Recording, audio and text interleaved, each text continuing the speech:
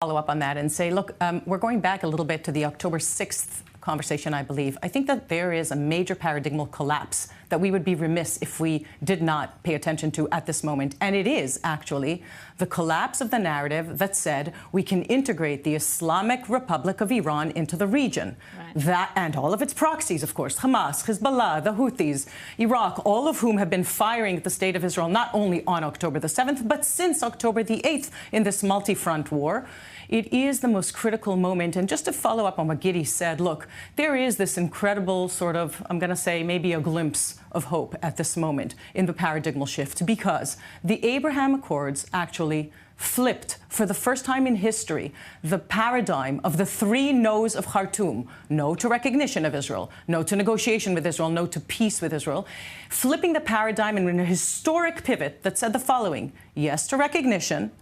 of what the state of Israel is as a first step to negotiation of coexistence, and finally, ultimately paving the path to peace. Now, we have seen those Abraham Accord countries very quiet, while in democracies, in Western democracies around the world, the United States, Canada, and Europe, in this year-long war, we have seen, as I said, protests from the river to the sea. In those Abraham Accord countries and their representatives, we have seen actually, again, from my perspective of anti-Semitism, the understanding of anti-Semitism as a danger, as an indicator, as perhaps the most important diagnosis of extremism that threatens those Abraham Accord countries and all of us. Now, if we do enable that prospective paradigmal shift to happen now, including saying to the PA, because it's for all peoples of the region, first you have to recognize Israel's right to exist as what it was founded to be, the nation state of the Jewish people, an indigenous people returned after millennia of exile and persecution, not a 76-year-old creation of the UN, as we were recently told